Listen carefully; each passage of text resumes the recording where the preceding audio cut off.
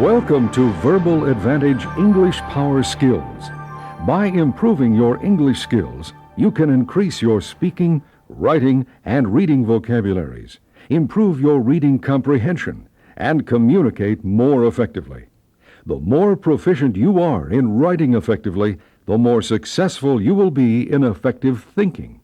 It's been said that the written word is often more powerful than the spoken word. At the very least, what you write reveals your intelligence and ability to communicate.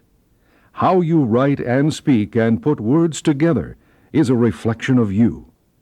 Improving your English skills is one way you can improve yourself without spending a great deal of money on classes, tutors, or learning centers. Because language is part of our ever-changing culture, it too is constantly changing.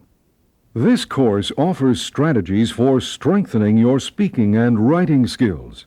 Sometimes a word resembles another word in spelling or sound, and many people use these words incorrectly.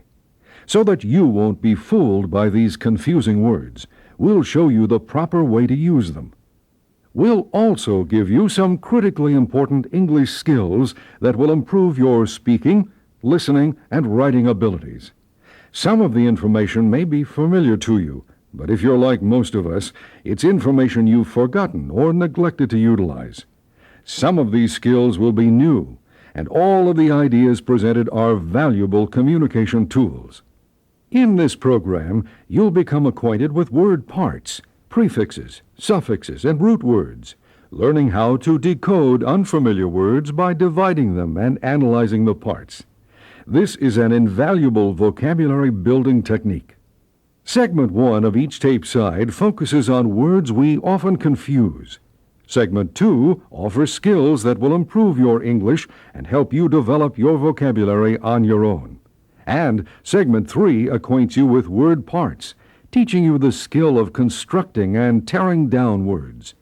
Each segment includes a short quiz to help you assess your progress.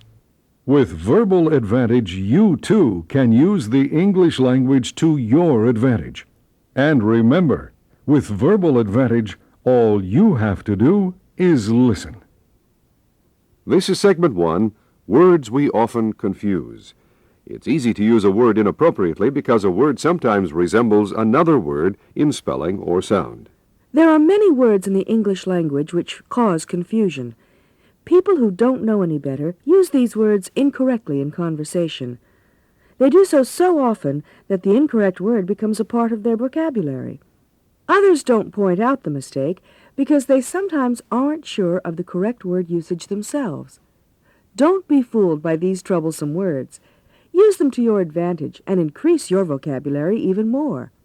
Let's look at a few of these confusing words. Number 1, ability or capacity. Ability, A-B-I-L-I-T-Y, means the mental or physical power to do something, while capacity, C-A-P-A-C-I-T-Y, means to hold, contain, or absorb. Let's use them in sentences. She has the ability to conduct the symphony. The car is filled to capacity. Ability means the mental or physical power to do something.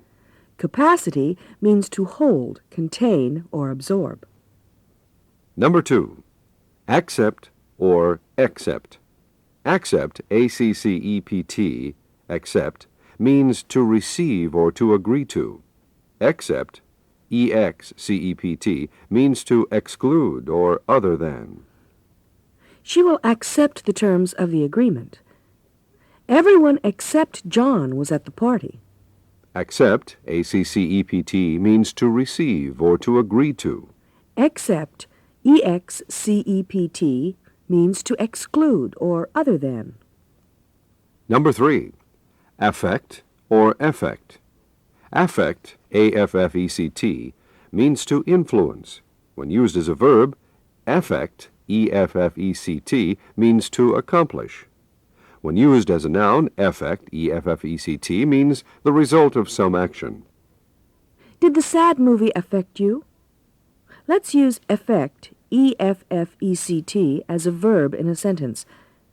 These contact lenses will affect a change in your vision. or as a noun in a sentence. What effect did the weather have on the holiday? Affect, A-F-F-E-C-T, means to influence. Effect, E-F-F-E-C-T, means to accomplish when used as a verb or the result of some action when used as a noun. Number 4. All right, spelled as two words, A-L-L, new word, R-I-G-H-T, or all right, one word, A-L-R-I-G-H-T, spelled with one L, of course. All right, spelled as two words, is the only correct spelling, and the phrase means satisfactory. He felt all right after the accident. All right, spelled as one word, is never correct and should not be used. All right, spelled as two words, means satisfactory. Number 5. Already, spelled as one word, A-L-R-E-A-D-Y, or already, spelled as two words, A-L-L, new word, R-E-A-D-Y. Already, spelled as one word, means earlier or previously. Already, spelled as two words, means all are ready. Here's an example of already spelled as one word used in a sentence. By the time he arrived, she had already left the restaurant. Here's an example of already spelled as two words used in a sentence. The children will leave for the party when they are all ready. Already, spelled as one word and with one L, means earlier or previously. Already, spelled as two words, means all are ready. Let's take a short quiz to see how much you remember about these confusing words. Are you ready? Number 1. Does accept, A-C-C-E-P-T, mean receive or to exclude? The correct answer is receive. Accept, A-C-C-E-P-T, means receive or agree to. Accept, E-X-C-E-P-T, means to exclude or other than. Number 2. Which sentence is correct? The author has the capacity to write the history of China, or the author has the ability to write the history of China.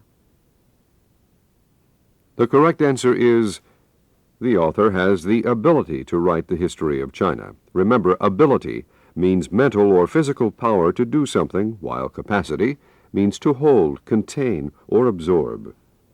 Number 3.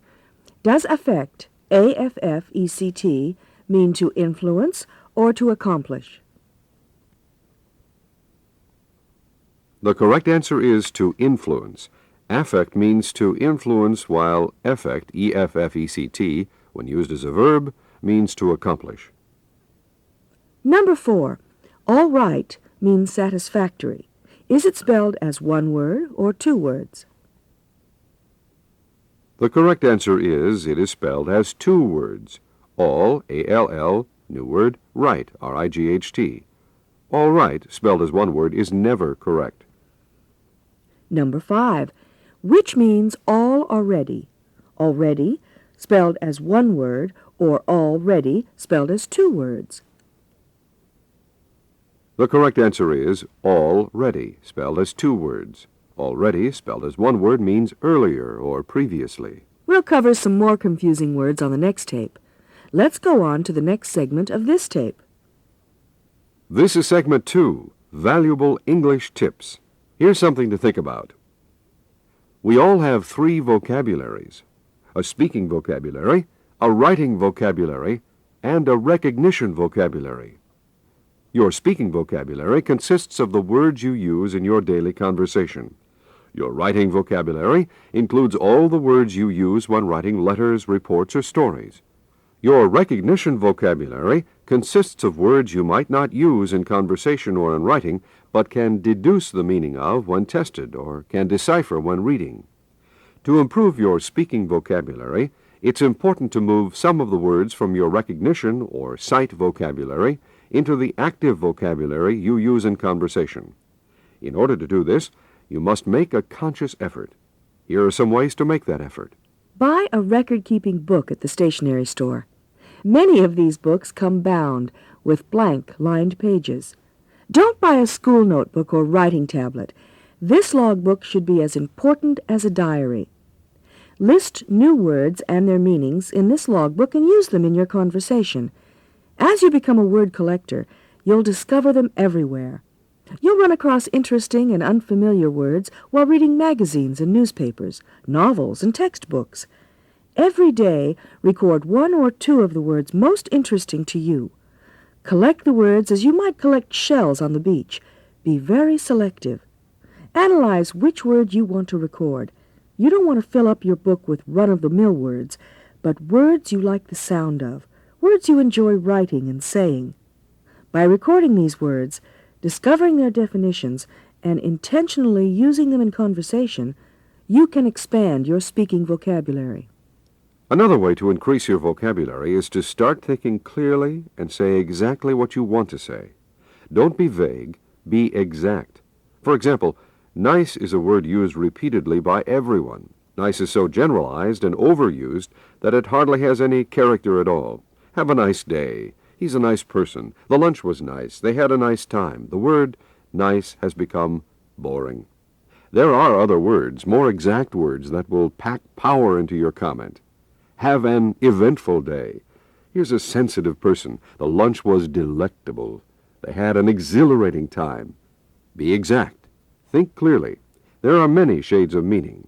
Try to choose the word that conveys the meaning you want. It's important to be specific.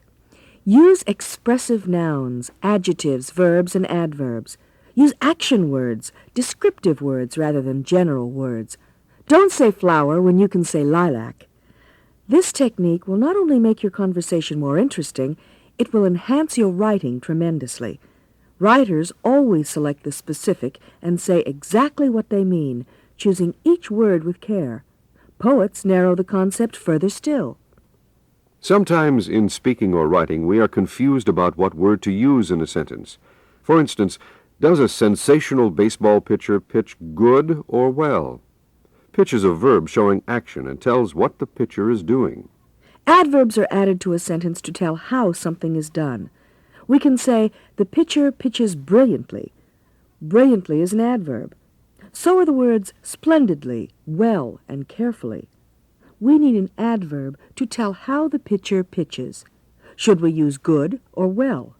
Since well is an adverb and tells how something is done, we should say, the pitcher pitches well. Adverbs often end in ly, but not all of them do. The word good is an adjective, and so are words like tall, careful, and brilliant. Sometimes words can be either adverbs or adjectives. Well, better, fast, low, hard are all words that can be either adverbs or adjectives. If a verb shows action, like the word pitch, that means someone is doing something. An adverb should follow an action verb to tell how something is done. It can be done splendidly, rapidly, poorly, enthusiastically, or well. Let's take a quiz and find out how much you remember. Are you ready? Number 1. Everyone has 3 vocabularies. Do you recall what they are? We have a speaking vocabulary, a writing vocabulary, and a recognition vocabulary. Number 2. Do you remember what a recognition vocabulary consists of? Your recognition vocabulary consists of the words you can decipher when reading or when taking a test. You don't use these words in your speaking or writing vocabularies, but you recognize them when you encounter them. Number 3.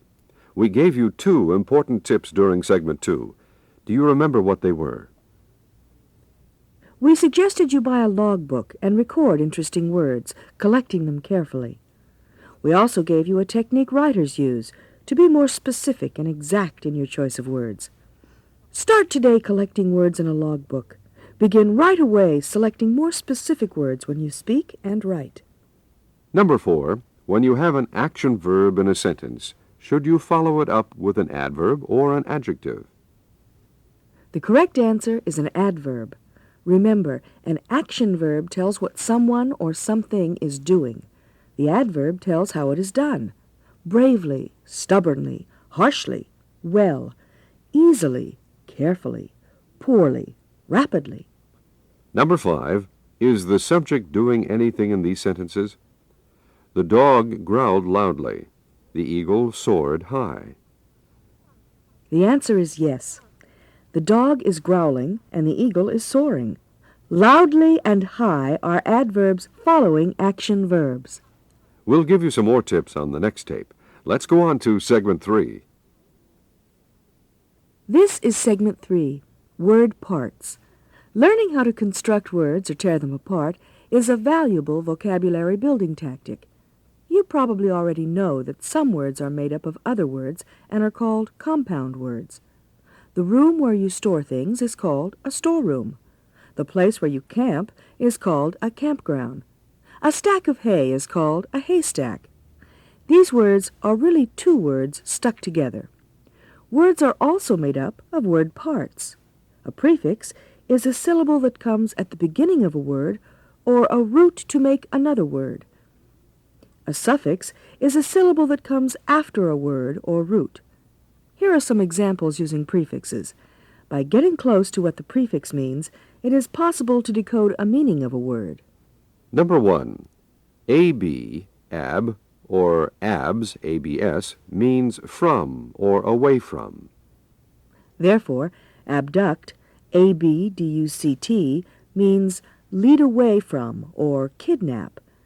Abjure, abjure, means renounce, and abject, abject, means miserable. Number 2. Ambi, ambi, means both. Ambidextrous, ambidextrous, means skilled with both hands. Ambiguous, ambiguous, means of double meaning. Ambivalent, ambivalent, means having two conflicting emotions. Number 3. An, or a, means without. For instance, anarchy, anarchy, means lack of or without government. Anemia, anemia, means lack of or without blood. Amoral, amoral, means lack of or without moral sense. Number 4. Ante, ante, means before. Antecedent, antecedent, means preceding a word or event. Antediluvian, antediluvian, means before the flood or ancient. Antenuptial, antenuptial, means before marriage. Number 5. Anti, anti, means against or opposite. Antipathy, antipathy, means hatred. Antiseptic, antiseptic, means against infection. Antithetical, antithetical, means exactly opposite. Let's take a quiz to review what we've covered and to find out how much you remember. Number 1. Which prefix means before? Ambi, ambi, anti, ante, or anti, anti. The correct answer is ante, ante. Ante, ante means before, as in the words antecedent and antenuptial. Number 2. If antenuptial means before marriage, what does antecedent mean? The correct answer is before or preceding a word or event. Ante, ante, means before. Number 3. If anarchy means lack of or without government, what does anemia mean? The correct answer is lack of or without blood. The prefix an means without. Number 4. If anemia means lack of or without blood, what does amoral mean? The correct answer is lack of or without morals. The prefix a also means without. Number 5. If the prefix ab, means from or away from, what does the word abduct mean? The correct answer is lead away from or kidnap. Analyzing words can be fun. We don't expect you to memorize all the word parts we discuss on these tapes, but you'll be surprised how understanding their meanings will help to increase your recognition vocabulary. This concludes this side. Please turn the tape over to continue.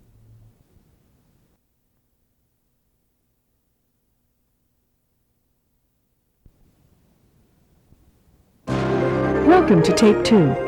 Remember that there are 3 sections and they are devoted to vocabulary building and basic English skills. The first segment concentrates on words we often confuse and shows the proper usage of such words. The second segment gives you basic English tips that will improve your speaking, listening, reading, and writing abilities. And the third segment acquaints you with word parts, prefixes, suffixes, and root words to help you decode unfamiliar words. This is Segment 1, Words We Often Confuse. Even the most educated people sometimes confuse words and use them incorrectly. Let's sort out some of these most commonly mistaken words so that we can use them correctly in conversation. Number 1, complement or complement. Complement, C-O-M-P-L-E-M-E-N-T, means something that completes. Complement, C-O-M-P-L-I-M-E-N-T, means a comment that is flattering. Let's use each word in a sentence. Compliment spelled with an E. That tie will compliment your shirt. Compliment spelled with an I. She appreciated the compliment when he told her she was beautiful. Compliment spelled with an E means something that completes. Compliment spelled with an I means a comment that is flattering. Number 2, continual or continuous. Continual, C-O-N-T-I-N-U-A-L, means a close recurrence in time or in rapid succession. Continuous, C-O-N-T-I-N-U-O-U-S, means without interruption. Their continual bickering upsets the children. The continuous rain kept me awake the entire night. Continual means a close recurrence in time or in rapid succession. Continuous means without interruption. Sometimes these two words can be synonymous, but students of vocabulary know there is a subtle difference. Number 3, council or council. Council, C-O-U-N-C-I-L, means a group or an assembly. Counsel, C-O-U-N-S-E-L, means advice or advise, and can be used as either a noun or a verb.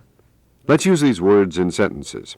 Council, spelled with C-I, a council of negotiators settled the strike.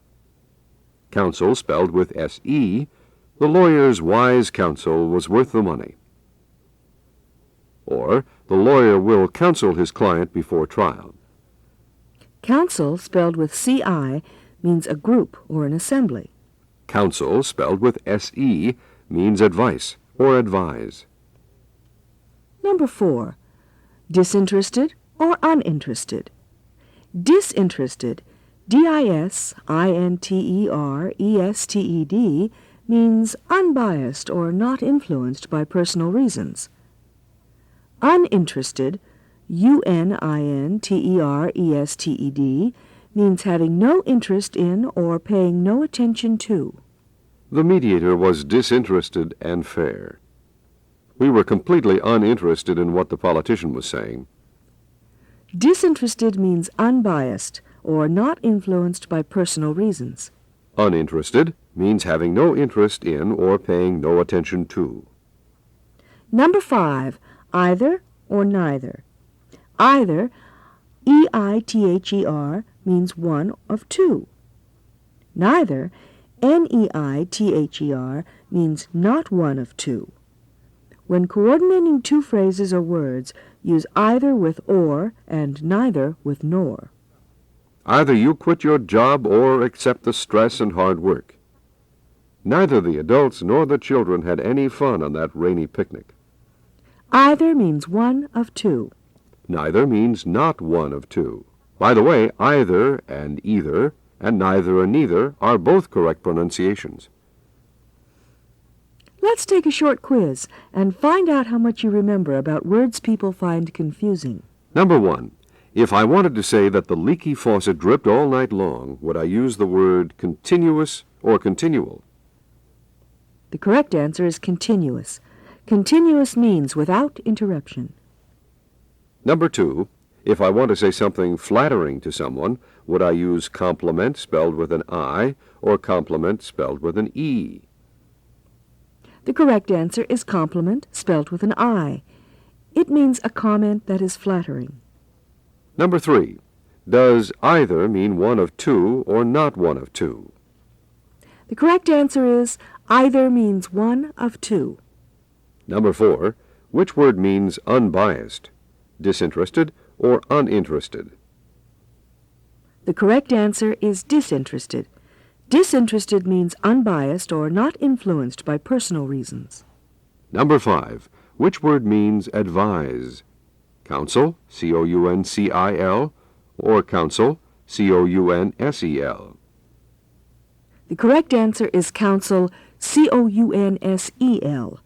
Counsel means advice or advise and can be used as a noun or a verb. We'll be giving you more words that people confuse on the next tape. Let's go on to segment 2. This is segment 2, Valuable English Tips. Here's something to think about. Expressing yourself verbally is the most direct and impressive kind of communication. When you speak, you rely on your word bank or vocabulary. The words you choose to express your ideas is diction. Diction is used when you speak and when you write. When speaking, diction also involves the expression of your voice, your pronunciation, and enunciation. Diction is also used when we think, because we think in words.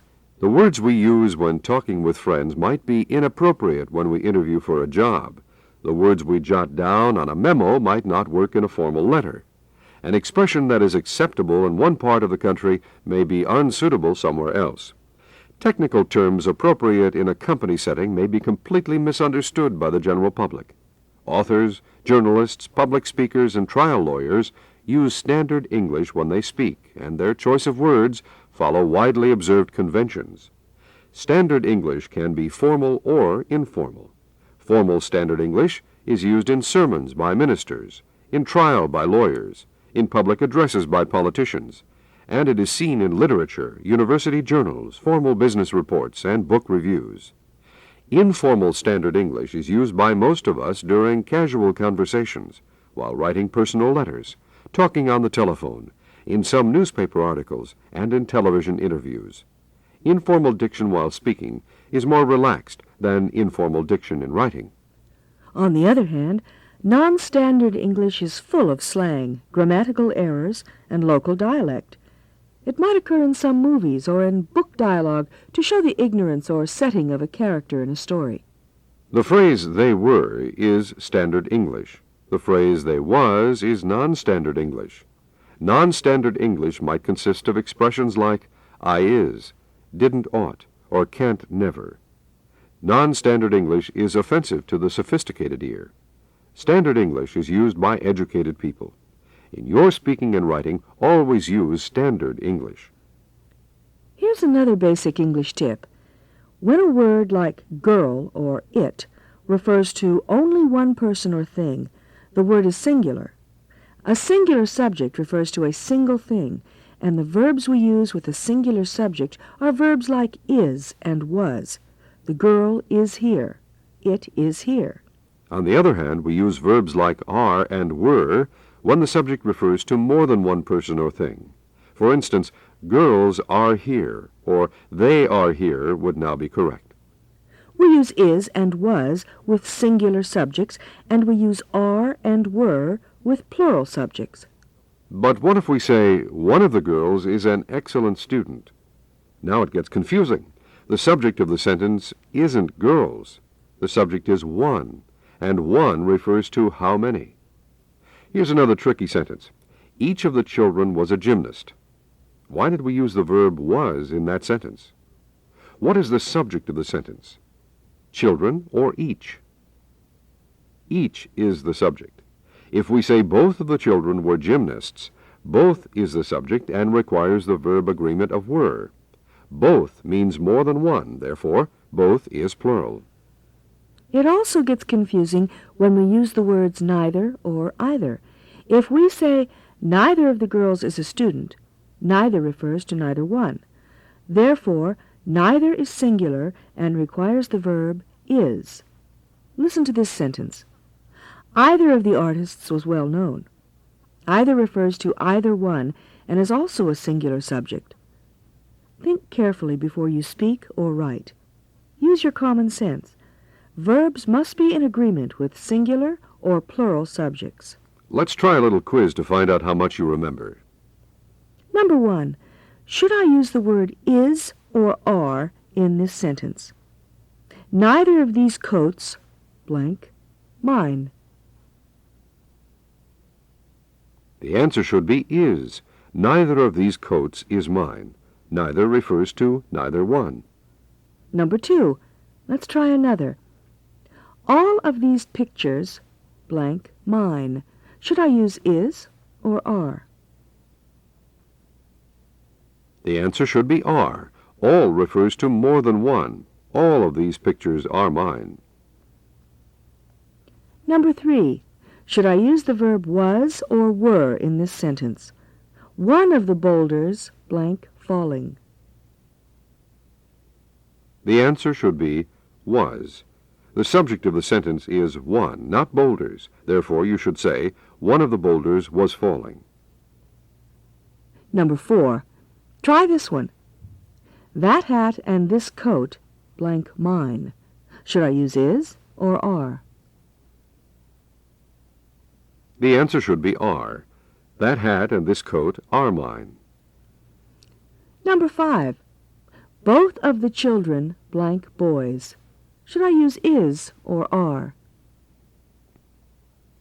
The answer should be are, because both refers to more than one. Both of the children are boys. We'll be giving you more English tips on the following tape. Let's move on to Segment 3.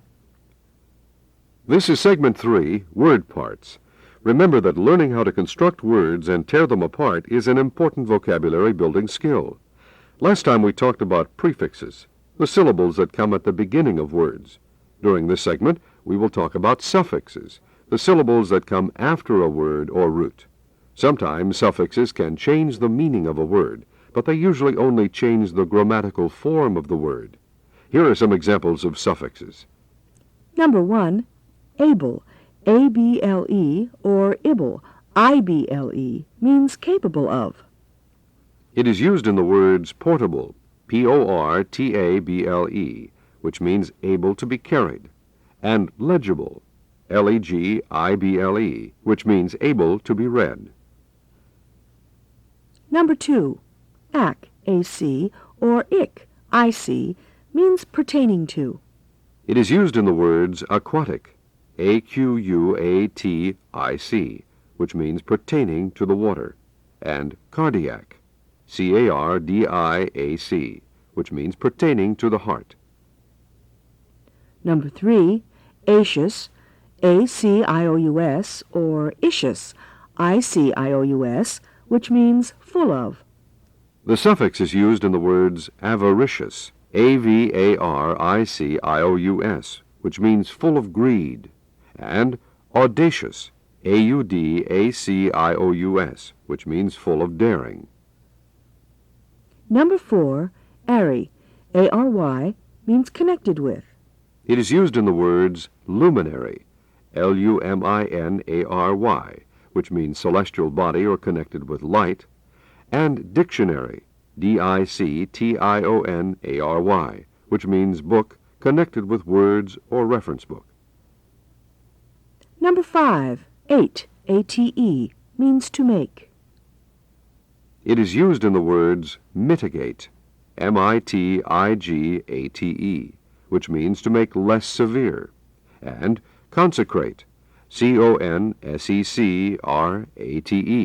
which means to make holy. Ready for a quiz to test your skill? Number 1, if perspicacious means full of mental perception, what does audacious mean? The correct answer is full of daring. Audacious means full of daring. Number 2, if luminary means connected with light, what does honorary mean? The correct answer is connected with honor.